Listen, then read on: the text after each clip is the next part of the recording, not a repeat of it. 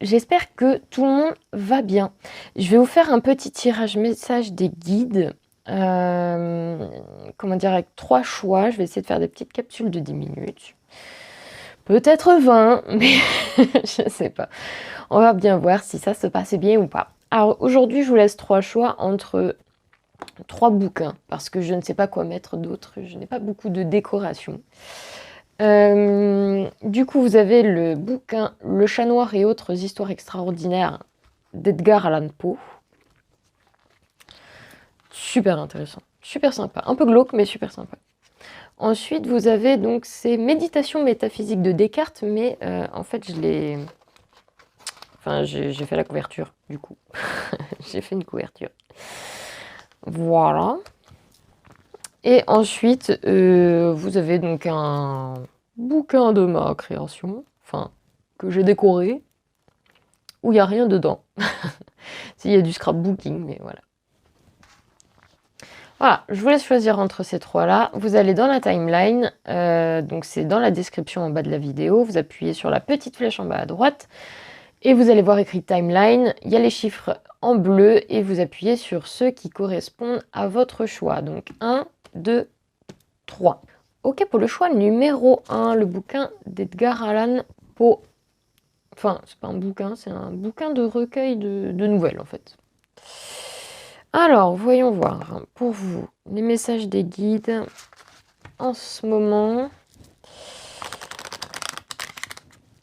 Qu'est-ce qu'ils veulent vous dire? On va aller voir ça tout de suite. Alors, ah, c'est marrant. Avant de faire le tirage et de commencer la vidéo, je savais qu'elle allait sortir dans le premier tirage, je ne sais pas pourquoi. Du coup, vous avez le valet d'épée. Pardon, excusez-moi. Hop, hop, hop, hop. Fais suite. On est à contre-jour. Valet d'épée. Ok. Alors, pour ceux qui ont choisi le thème numéro 1. Voyons voir.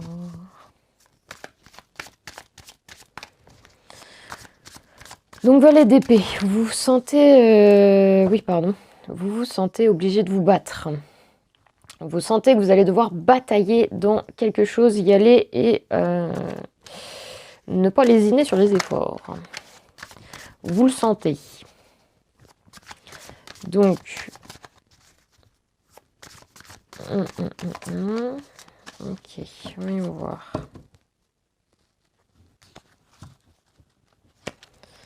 Ensuite, on a le roi de denier. Donc, c'est peut-être par rapport à quelque chose dans la matière. Voilà, désolé, vous le verrez de loin. Peut-être, oui, avec quelque chose par rapport à la matière. Vous sentez que vous avez besoin de vous battre pour votre sécurité matérielle, pour vous épanouir en fait dans la matière. Peut-être même pas seulement votre sécurité matérielle, mais comment dire, pour votre épanouissement en fait avec les choses autour de vous, avec, je sais pas moi, les animaux, la nature, votre potager, vos vêtements. En tout cas, vous voulez être ultra... Enfin, on sent ici une énergie de quelqu'un qui est ou qui souhaite être ultra épanoui avec la matière, avec lui-même, avec son corps, avec voilà, quelqu'un qui a envie d'être très ancré, parce que le roi de denier, c'est vraiment quelqu'un de très ancré à la terre, comme la reine de denier d'ailleurs. Donc, vous vous battez pour votre ancrage. Ok, ok. Ah oui, ensuite on a la force. Yup, yup. La force. Donc vous vous battez pour votre ancrage avec force. Vous voulez rester les 2 pieds sur terre. C'est comme si vous vous battiez pour pas avoir la tête dans les nuages. C'est c'est marrant. Excusez-moi. Ouais, avec force. Et vous arrivez plutôt à bien maîtriser ça en fait. De ne pas avoir trop la tête dans les nuages. Et pourtant, eh bien, on a la mort. Ok, enfin, l'arcane sans nom. Et la mort, ça signifie donc la fin de quelque chose en soi. Donc probablement la fin de la lutte. Ouais. La fin de la lutte. Excusez-moi, j'ai pris un coup de froid. Qui dure depuis 2 semaines. Hein. Ça fait 2 semaines que je fais des vidéos. Ça fait 2 semaines que je me traîne ce chat atroce dans la gorge, là. C'est très pénible. Du coup, ouais. Donc, je vois donc l'arcane sans nom. Il y a quelque chose qui s'écroule, en fait. Il y a quelque chose qui se remet à zéro. Il y a quelque chose qui meurt. Qui est balayé. Enfin, qui s'écroule. Oui, parce que là, on voit genre le roi qui s'est fait, comment dire, battre par la mort. La mort qui arrive tel un chevalier pour tout changer. Et ouais, c'est probablement la fin, en fait, justement de ce combat intérieur, de ce combat un peu mental pour rester tout le temps les 2 pieds sur terre avec force. C'est peut-être la fin de ce truc-là, en fait. Peut-être que dans votre vie, arrive le besoin de spiritualité, de vous épanouir et de trouver un autre équilibre, en fait, de trouver un équilibre, par exemple, entre la matière et la spiritualité. Peut-être que vous en êtes arrivé là. Parce que émotionnellement parlant, vous avez la 8 de coupe. Avec la 8 de coupe, on voit que vous partez de quelque chose. On voit que émotionnellement parlant, il y a quelque chose qui a pris fin, il y a quelque chose que vous ne voulez plus. Il y a quelque chose qui a bu toutes vos coupes, en fait. Soit vous avez bu toutes vos coupes, donc en fait, d'être le roi de denier, constamment ancré dans la matière, etc., etc., ça vous a épuisé, en fait, émotionnellement. C'est comme si vous vous sentiez complètement vide aujourd'hui. D'où peut-être la nécessité d'arrêter de se battre contre la spiritualité, d'ailleurs. Pour vous emplir d'autres choses, parce qu'aujourd'hui, en fait, on dit de vous, par exemple, que vous êtes quelqu'un de très accompli, que vous êtes quelqu'un, waouh, qui a la réussite matérielle, etc. Mais vous vous sentez complètement vide à l'intérieur. Parce que, en fait, dans votre accomplissement, il y a un truc qui ne s'est pas fait, c'est la spiritualité, c'est voilà, la méditation, la réflexion intérieure, c'est s'auto-éduquer psychiquement parlant, c'est essayer de se connecter à autre chose que de la matière, mais voilà, son soi le plus profond, son âme, etc. C'est comme si votre âme aujourd'hui, elle criait que, enfin, vos émotions crient, il y en a marre. Trop, trop terre à terre, c'est pénible, on se sent vide, il y a un truc qui manque. Il y a un équilibre qui n'est pas fait avec l'opposé, qui est la spiritualité, entre guillemets, l'immatériel. Il y a un équilibre qui ne s'est pas fait et ça vous manque, en fait. C'est ça qui vous donne l'impression d'être complètement vide. Et ensuite, on a donc le 3 de denier. Yop, yop, yop. Ça vous fait un peu peur parce que quand même, vous avez construit avec force probablement ce que vous penserez être un esprit cartésien. Sauf que le cartésianisme, c'est pas vraiment ce que vous pensez, en tout cas je pense pas. Ouais, c'est comme si que là j'avais un tirage pour les esprits ultra, enfin qui se pensent ultra cartésiens. Sauf que Descartes n'a pas inventé le cartésianisme pour ne pas croire en Dieu, probablement bien au contraire. Et le cartésianisme, en fait, c'est apprendre, si par exemple vous voulez savoir si Dieu existe ou pas, avant de dire moi je suis cartésien, Dieu n'existe pas. Non, cette phrase est complètement fausse. Si vous n'avez jamais étudié votre sujet plus de 5 minutes, on va dire, eh bien non, cette phrase est complètement fausse. Parce que le cartésianisme implique qu'avant de sortir une phrase pareille, il faut aller chercher des méthodes scientifiques, il ne faut pas juger les informations, il ne faut pas juger ce qu'on va trouver. Voilà, il ne faut pas se dire oh non ça par exemple, oh c'est pas des informations qui me plaisent, non elles sont pas cartésiennes à mon goût, non en fait pas du tout. Le cartésianisme il dit tu prends toutes les informations que tu as devant toi, que tu les penses vraies ou faux, on s'en fout en fait, on te demande pas ton avis. Et tu les prends pour ce qu'elles sont. Et tu vas en chercher même dans des endroits où ça sort complètement de ta zone de confort. Et après, sur un grand travail qui demande beaucoup de temps, de ne pas vivre dans le déni, même s'il y a des phénomènes paranormaux, il ne faut pas vivre dans le déni.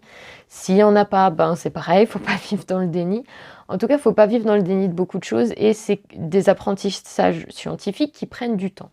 Donc tant que vous-même, en tant que personne individuelle, vous n'avez pas cherché, comment dire, par exemple l'existence de Dieu, parce que ça c'est le truc le plus souvent sorti avec l'expression cartésienne, si vous-même vous n'avez pas fait ce vrai travail scientifique de regrouper des données, des informations, des témoignages, ce genre de choses, surtout que c'est assez immatériel, donc des preuves ça va être plutôt compliqué, mais il y en a, franchement il y en a. Tant que vous n'avez pas fait ce vrai travail scientifique vous-même sur du long terme, en fait, vous ne pouvez pas vous permettre de dire « je suis cartésien, je ne crois pas en Dieu ». Parce que ça implique que vous avez fait une démarche scientifique poussée avec des méthodes scientifiques donc cartésiennes. Et la plupart du temps, les personnes ne savent absolument pas ce que c'est qu'une méthode scientifique cartésienne, sachant que c'est une philosophie de travail. Donc voilà, si je peux briser un peu, comment dire, l'icône et la symbolique du cartésianisme qui est complètement sortie de son contexte aujourd'hui. Donc voilà, par exemple, dire Dieu, ça n'existe, Dieu, enfin, je suis cartésien, Dieu n'existe pas, ou Dieu pour moi n'existe pas, je ne crois pas en Dieu. En fait, c'est une opinion de confort. En fait, vous en savez rien s'il existe ou pas parce que vous n'avez pas fait des recherches là-dedans. En tout cas, c'est vraiment de très rares personnes qui font des recherches là-dedans.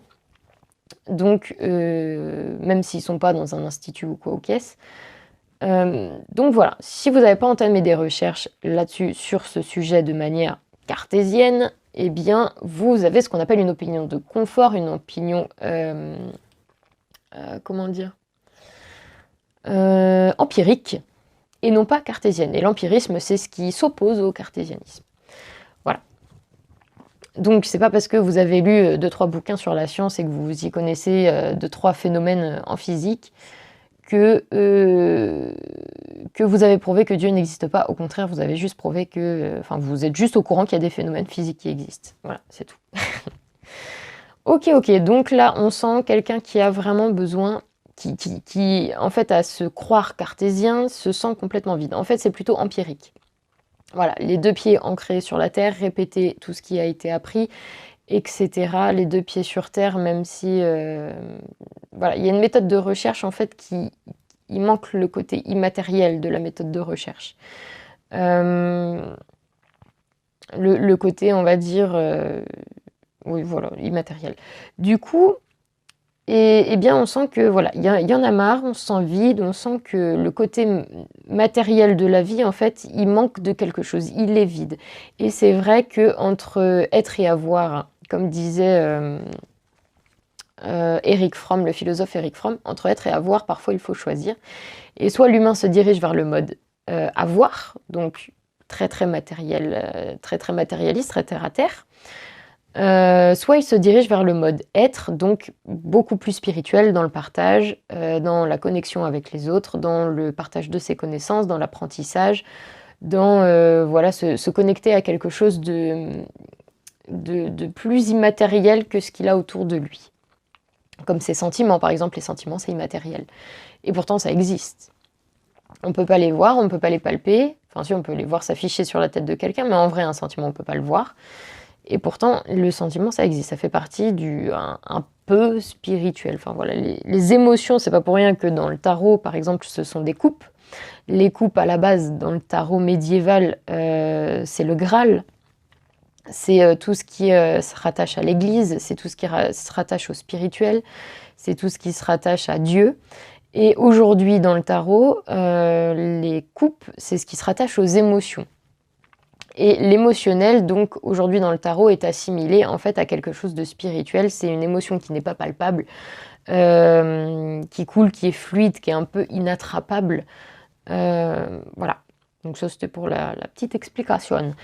Donc voilà, on sent un besoin de spiritualité. Donc bah écoutez, vos guides vous disent bah écoute, il n'y a pas de souci si tu as besoin de spirituel, il n'y a pas de problème. Fais, il n'y a aucun souci. On va aller voir un petit message, voir ce qui se dit. Alors, pour ceux qui ont choisi le tas numéro 1. Alors, le 5 de coupe. Je fais mien ce qui m'était étranger. Voilà. La spiritualité. Alors, je ne sais pas si vous voyez, mais... Excusez-moi. Je fais mien ce qui m'était étranger, le regard d'un mendiant dans la rue, le rire d'un enfant qui n'est pas le mien. Mon cœur se tourne vers ce qui le touche et prend le risque de s'ouvrir, même devant l'ingratitude, l'incompréhension, la critique. Mon égoïsme chancelle, j'aime. Donc voilà, c'est là vos coupes qui sont vides, votre cœur qui est vide. Remettez-vous à aimer. Et là, on vous dit, en fait, ce qui vous permettra de re-remplir votre cœur, eh ben, c'est quelque chose qui sort complètement de votre zone de confort, qui vous est complètement étranger. Et moi, dans le tirage, ce que je vois, c'est le spirituel, en fait. Mais après, le spirituel, c'est vachement large.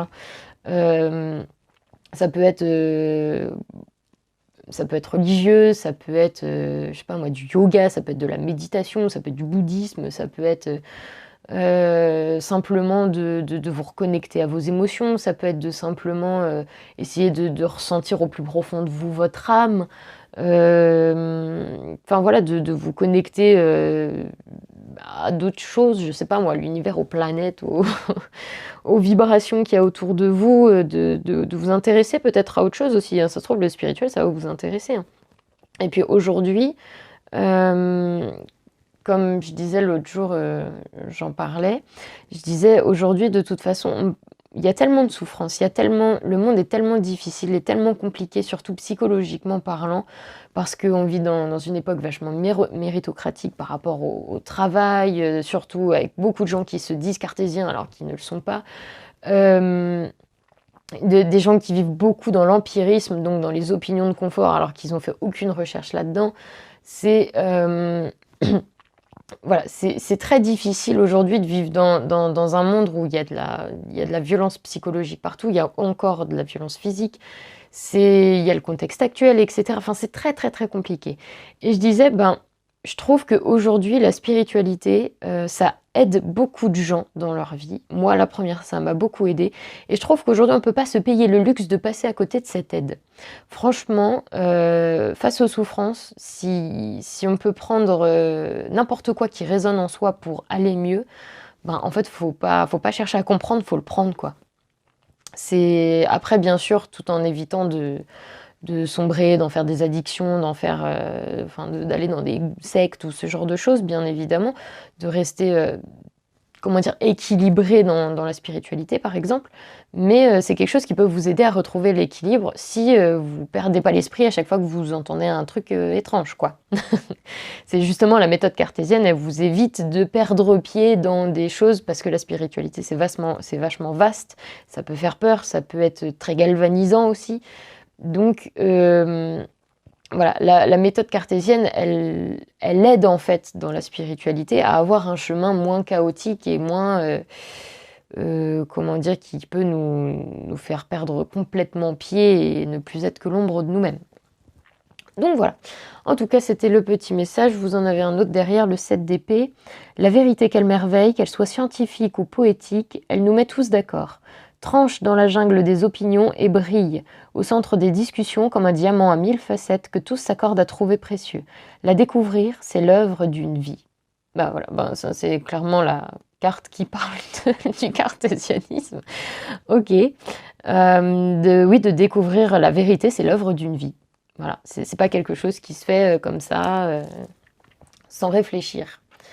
Et même sans se poser de vraies questions ou d'aller mettre à l'épreuve les choses, de vouloir faire des expériences et de recommencer, d'en faire d'autres et de récolter des témoignages, etc., etc. Donc voilà. Écoutez, ça c'était pour vous, le tas numéro 1. Je vous fais des gros bisous. Et moi, je passe au tas numéro 2. Au revoir. Et coucou le tas numéro 2. Faut pas que je bouge trop le téléphone. Donc pour ceux qui ont choisi ce petit bouquin-là, on va aller voir le message de vos guides. Ok, on va bien brasser les cartes, enlever les énergies du tas d'avant. Et puis pour mélanger les cartes tout bêtement, hein, bien sûr, tout simplement. Oh, j'aime pas cette phrase, tout simplement. Enfin, c'est pas vraiment une phrase. Je ne l'aime pas. Elle m'énerve parce que ça veut dire qu'on prend les autres pour des débiles. Enfin, pour moi, c'est comme ça que je l'entends. C'est quand quelqu'un me dit tout simplement. Ben voilà. Prends-moi pour une débile aussi. J'aime pas ça. Mais bon. Que voulez-vous? Alors, pour le tas numéro 2, pour ceux qui ont choisi le deuxième bouquin. Pour la vidéo. Ok. Alors, hop. Allez. Alors, il y a celle-ci qui s'est retournée. Le roi d'épée. Ok. Ouais, bah oui, mais si je vous la mets là, en fait, on voit rien. Donc, vous avez le roi d'épée. Ok. Donc, une énergie, l'esprit bien dans ses baskets. L'esprit de justesse, une volonté d'esprit de justesse, une volonté d'esprit équilibré. Quelqu'un qui a mûri, mentalement parlant, dans ses armes mentales, dans ce qui est la vérité, pour lui, sa propre vérité, dire la vérité, oser entendre la vérité, elle a beaucoup mûri là-dessus. Une personne qui a beaucoup mûri là-dessus, hein, que vous soyez une femme ou un homme, c'est pareil. Quelqu'un qui aujourd'hui a un grand sens de la justice, de l'équité, qui a beaucoup réfléchi sur le sujet, beaucoup mentalisé le sujet d'ailleurs, et qui aujourd'hui se sent bien ancré mentalement parlant. Et tout se passe bien. Donc on va aller voir la suite.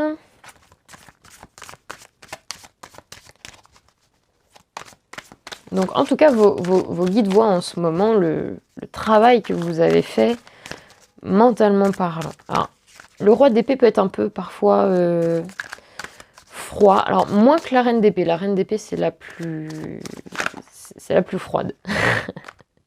C'est la plus dure, la plus froide. Bon, elle a toujours son cœur pas loin, mais le roi d'épée a trouvé l'équilibre entre son esprit et son cœur.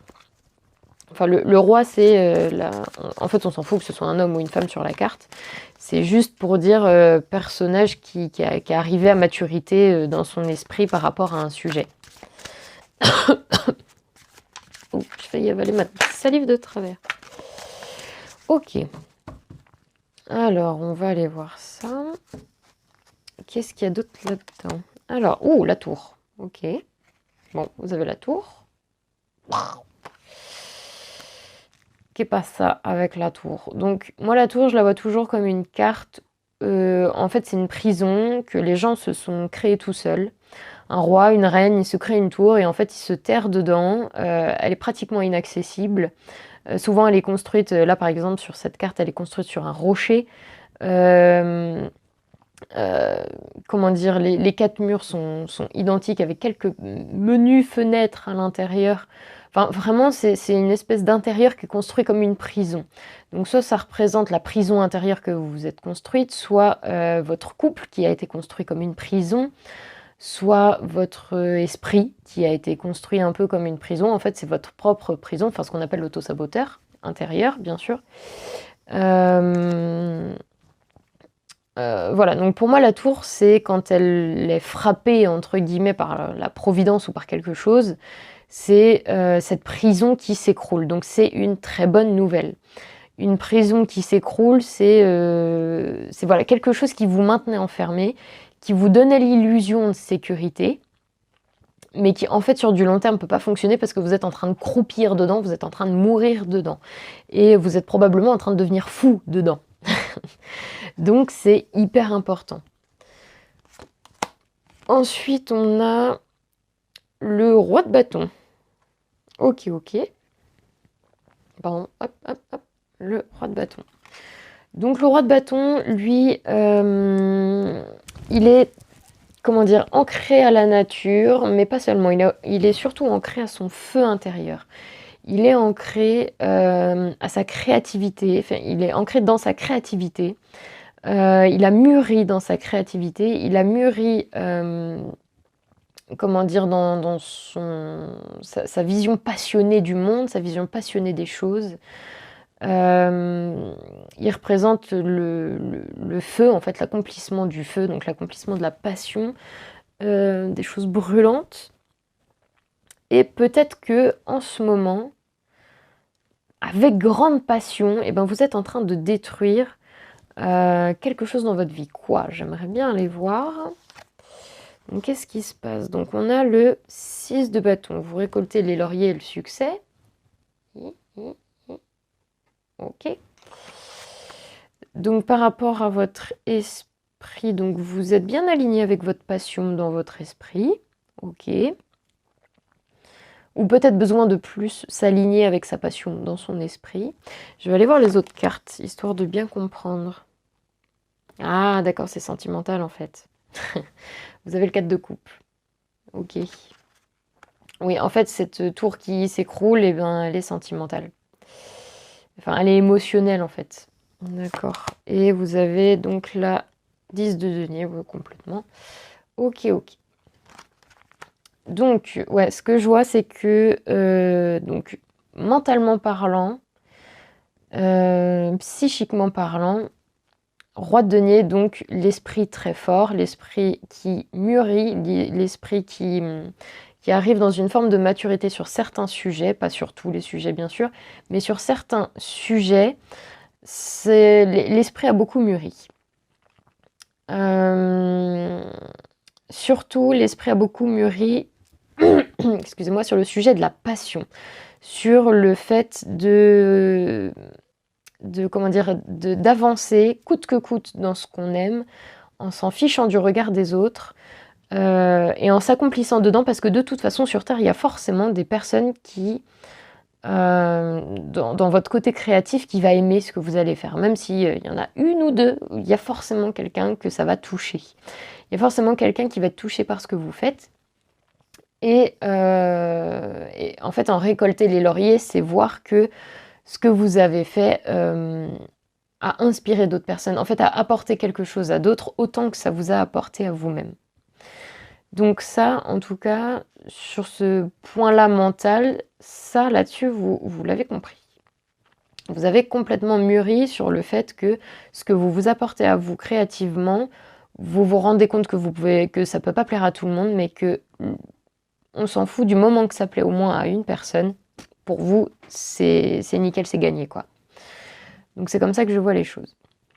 Ensuite, donc émotionnellement parlant, ça écroule une tour. Une tour dans laquelle vous viviez. Il y a une tour qui s'écroule. Alors, le 4 de coupe. On voit ici quelqu'un donc qui se sent en sécurité émotionnelle, probablement dans un couple ou probablement dans sa vie, qui se sent en sécurité émotionnelle dans sa famille, avec ses amis ou dans un couple, mais qui s'ennuie complètement. Qui s'ennuie en fait. C'est d'accord, toutes mes coupes sont pleines, mais ce qu'il y a à l'intérieur de mes coupes, en fait, ça m'intéresse pas. L'eau est trop fade, l'eau n'a pas de goût. On voudrait du vin à la place de l'eau dans ces coupes. Voilà. Donc il y a voilà, probablement une tour émotionnelle, une prison émotionnelle dans laquelle vous viviez, que vous êtes en train d'écrouler, qui est en train de s'écrouler parce que vous êtes peut-être vous-même en train de faire écrouler parce que vous ennuyez. Mais vraiment. Alors, est-ce que vous allez quitter quelqu'un ou quoi, ok, ça je n'en sais rien, mais vous allez bazarder vos barrières et reprendre votre cœur en main, ça c'est clair et net. Comment? Je ne sais pas, mais vous allez le faire. Enfin, en brisant vos barrières bien sûr. Ensuite, donc le roi de bâton avec le 10 de denier, bah écoutez, votre passion, vous pouvez largement... Enfin, votre passion vous donne un sentiment d'accomplissement matériel. Vous vous sentez, ouais, comme je vous disais, ancré, bien avec la matière, bien avec les choses qui vous entourent, bien avec votre créativité, parce que sur ces deux cartes, en fait, on a un homme qui porte une cape, mais qui est vachement rigolote. Genre, il y en a une, il y a des salamandres dessus, bon, qui représentent le feu, etc. Certes, mais c'est vachement... ça sort de l'ordinaire comme habit.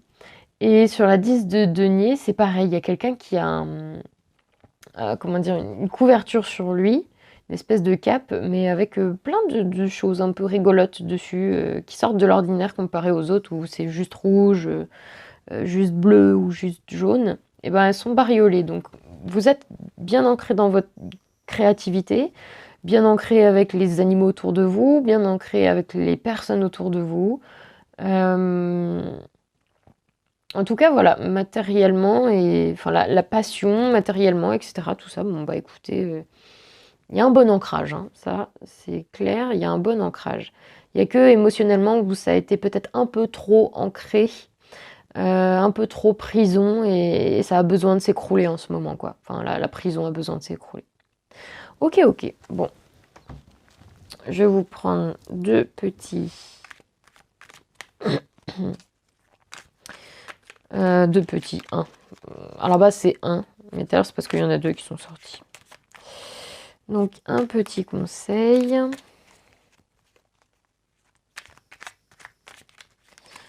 Voyons voir.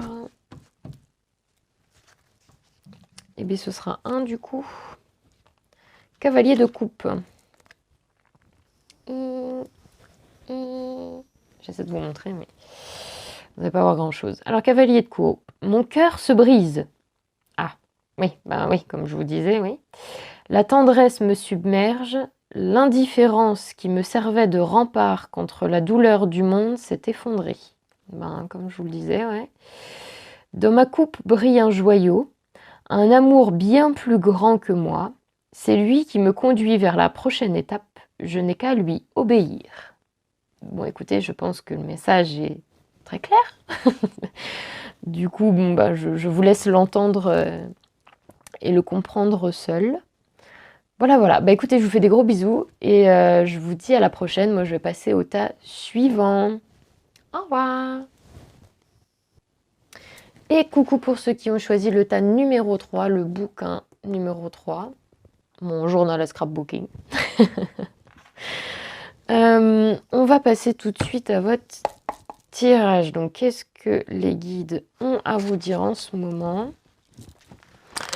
On va aller voir ça.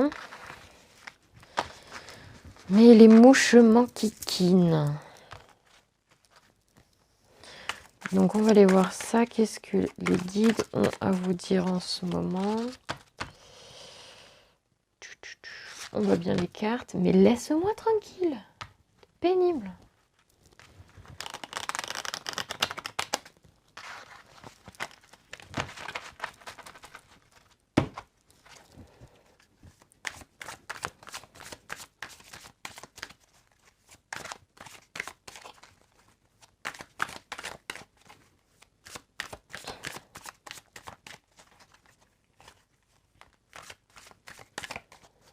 Alors,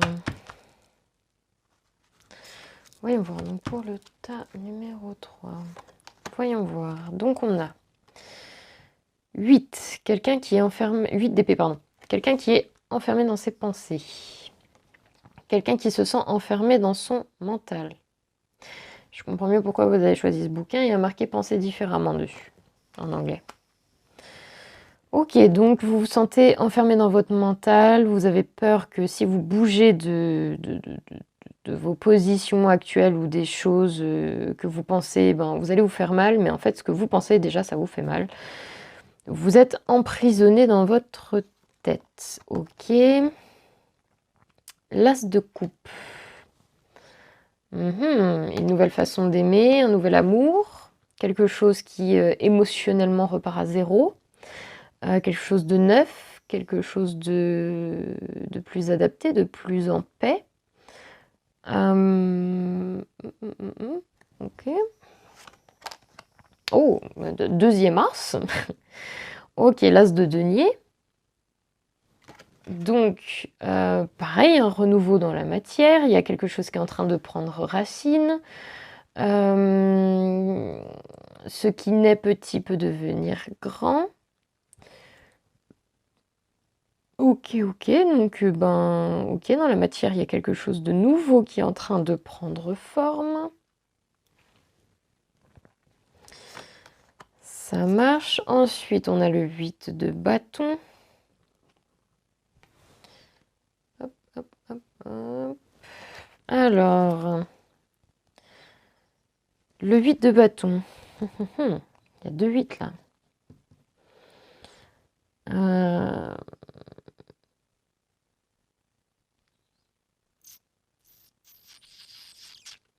Le 8 d'épée, le 8 de bâton. Donc enfermé dans votre tête, mais enfin voilà, en mode auto-sabotage intérieur, il y a des choses qui vous font mal. Enfin, c'est comme si vous étiez aveugle face à vos propres pensées. Vous vous êtes rendu aveugle et vous vous êtes emprisonné tout seul dans votre tête.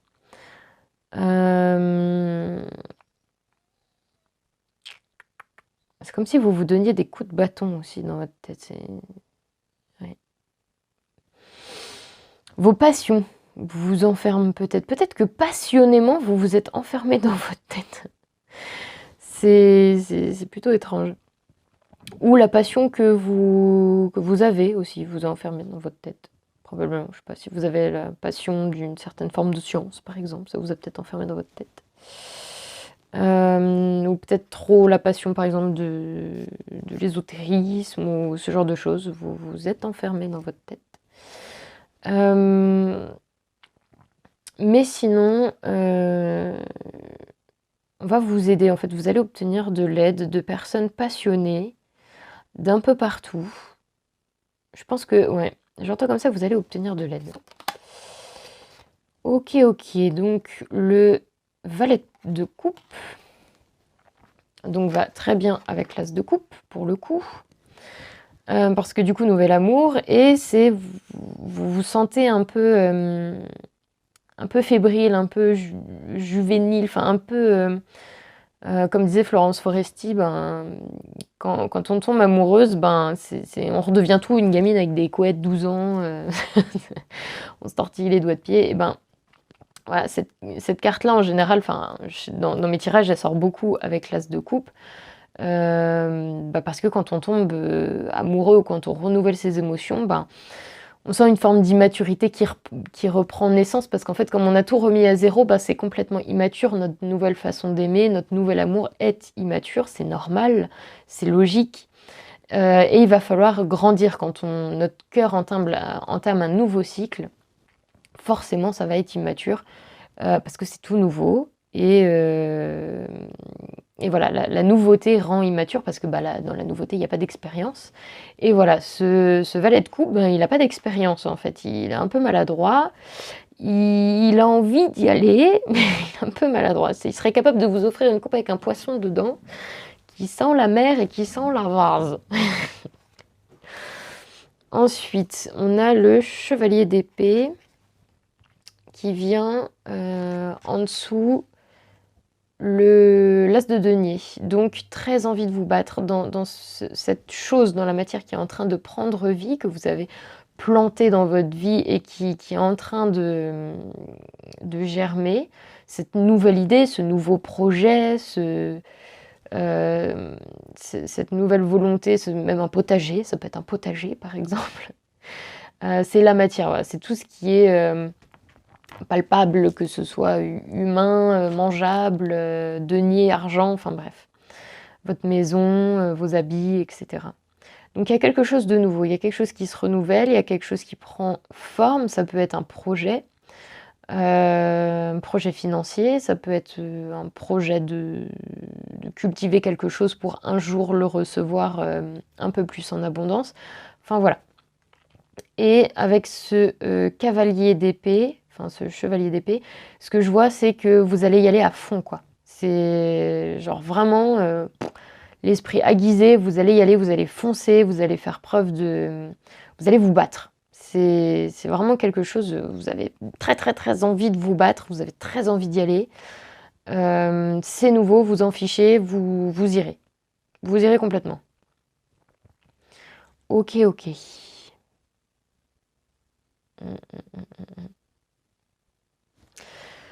Ça marche. Alors, qu'est-ce que petit message qui va avec?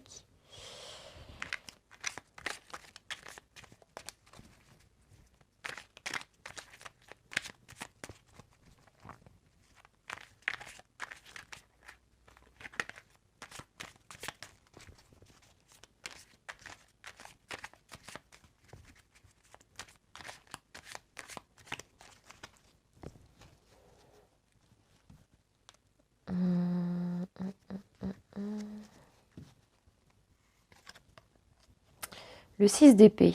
Au jardin de mes pensées, je cultive mon propre Éden. Il ne tient qu'à moi de désherber les idées négatives. Excusez-moi, je recommence parce que j'ai lu comme un gros pied. Alors, 6 d'épée. Au jardin de mes pensées, je cultive mon propre Éden. Il ne tient qu'à moi de désherber les idées négatives et de nourrir les représentations agréables. Mon langage devient rythme, musique, palette de couleurs. Ce que la raison ne peut pas expliquer, la poésie saura le chanter ou le peindre. Voilà, je vous disais, vous êtes enfermé dans votre tête dans quelque chose et il y a votre cœur qui est en train de reprendre naissance. Il y a la matière autour de vous. Vous êtes en train de remettre quelque chose, ou vous allez remettre quelque chose. Enfin, vous allez remettre quelque chose en place. Mais en tout cas, oui, vous étiez un peu enfermé avec passion dans quelque chose, dans vos pensées. Et en fait, on vous dit que dans votre tête, enfin, moi je vois avec ces deux cartes-là, parce que c'est 2 8, c'est 2 infinis. En fait, vous pouvez créer un paradis dans votre tête comme vous pouvez créer un enfer.